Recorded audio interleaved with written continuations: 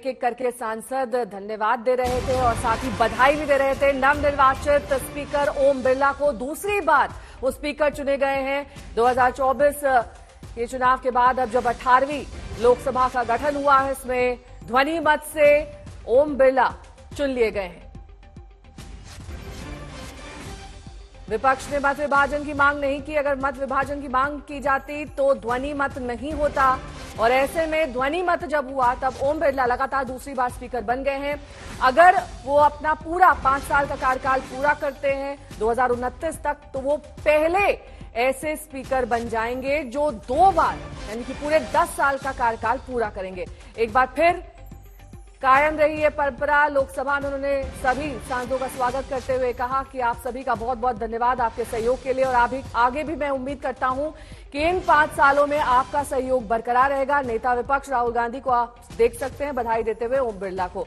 हिमांशु मिश्रा मेरे सहयोगी जुड़ गए हैं तमाम जानकारी के साथ। हिमांशु, 2 ऐसे सांसदों का जिक्र यहां पर करना होगा, असदुद्दीन ओवैसी और हरसिमरत कौर बादल, जो अपनी बात पहले कह गए, उसके बाद उन्होंने बधाई दी, उसके बाद उन्होंने ये कहा कि हमें अपनी बात रखने का मौका दिया जाए, जिसमें ओवैसी ने तो मुस्लिम फैक्टर भी शामिल कर लिया। तब ओम बिरला को आखिरकार हरसिमरत कौर बादल को ये कहना पड़ा कि आप क्या पहले नहीं बोल पाई थी पिछले 5 साल में? देखिए, बिल्कुल हरसिमरत कौर बादल ने ये जताने की कोशिश की कि वो एक पंजाब राज्य से आती हैं, उनकी वहाँ क्षेत्रीय पार्टी है और उस क्षेत्रीय पार्टी की वो एक अकेली नुमाइंदगी जो है सांसद के तौर पर कर रही हैं, और उनको ज़्यादा से ज़्यादा जो है बोलने का समय मिलना चाहिए, क्योंकि ना वो सत्ता पक्ष के साथ है ना विपक्ष के साथ है।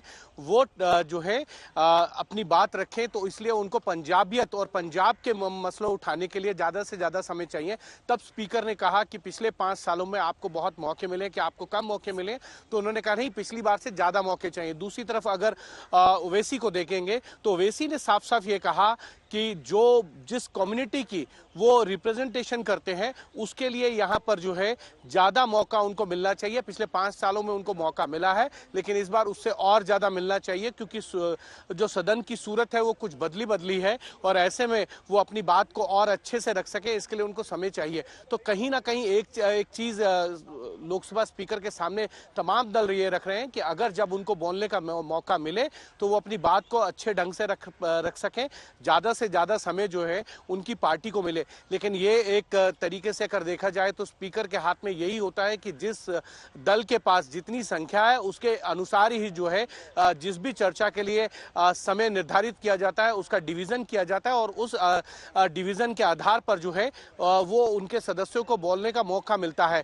संख्या बल के अनुसार। लेकिन जो निर्दलीय है या उनकी छोटी पार्टियां हैं या 1 सांसद या 2 सांसद या 3 सांसद वाली पार्टियां, वो चाहती हैं कि अगर उनको ज्यादा से ज्यादा मौका मिलेगा तो अपनी बात। इस बीच प्रधानमंत्री नरेंद्र मोदी ने किस तरीके से बधाई दी नवनिर्वाचित स्पीकर ओम बिरला को, सुनिए। आदरणीय अध्यक्ष महोदय, ये सदन का सौभाग्य है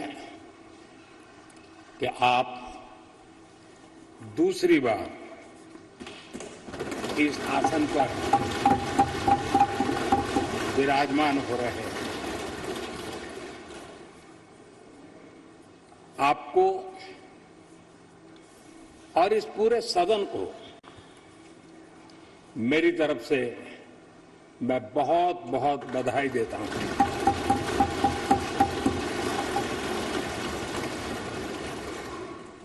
अमृत काल के इस महत्वपूर्ण कालखंड में दूसरी बार इस पद पर विराजमान होना बहुत बड़ा दायित्व आपको मिला है, और आपका 5 वर्ष का अनुभव और आपके साथ हम लोगों का 5 साल का अनुभव, हम सबका विश्वास है कि आप आने वाले 5 साल हम सबका मार्गदर्शन भी करेंगे और देश की आशा अपेक्षाएं पूर्ण करने के लिए ये सदन अपना दायित्व निभाने में आपकी बहुत बड़ी भूमिका रहेगी। आदरणीय अध्यक्ष जी, हमारे शास्त्रों में कहा गया है कि विनम्र और व्यवहार कुशल व्यक्ति सफल सहज रूप से होता है, और आपको तो उसके साथ साथ एक मीठी मीठी मुस्कान भी मिली हुई है। आपके चेहरे को ये मीठी मीठी मुस्कान पूरे सदन को भी प्रसन्न रखती है। मुझे विश्वास है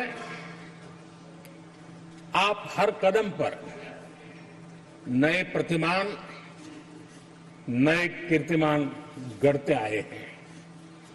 18वीं लोकसभा में स्पीकर का कार्यभार दूसरी बार संभालना ये अपने आप में एक बड़ा नया रिकॉर्ड बनते हम देख रहे हैं।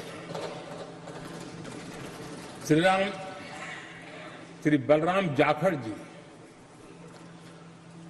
वो पहले से अध्यक्ष थे जिन्होंने 5 साल कार्यकाल पूरा करके फिर दोबारा उनको स्पीकर बनने का अवसर मिला था। उसके बाद आप हैं जिन्हें 5 साल पूर्ण करने के बाद दोबारा इस पद पर आसीन होने का अवसर मिला। गत 20 साल का एक ऐसा कालखंड रहा है कि ज्यादातर स्पीकर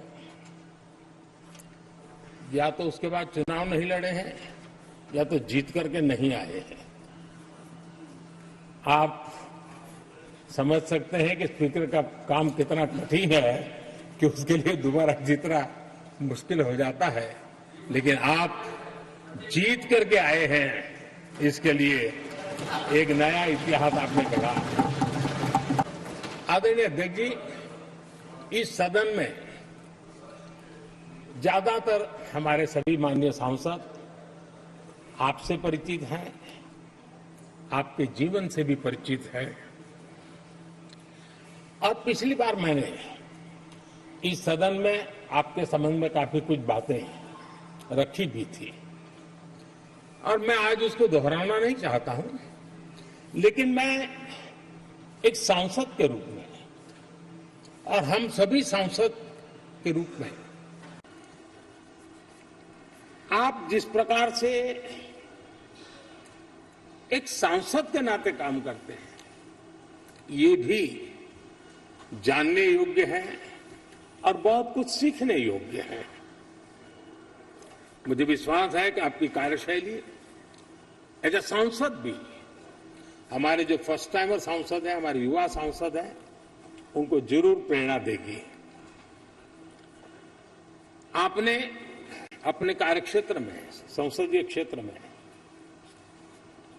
स्वस्थ मां और स्वस्थ शिशु एक कमिटमेंट के साथ जो अभियान चलाया है और सुपोषित मां, इस अभियान को आपने जिस प्रकार से अपने क्षेत्र में प्राथमिकता देकर के खुद को इन्वॉल्व करके किया है, वो वाकई प्रेरक है।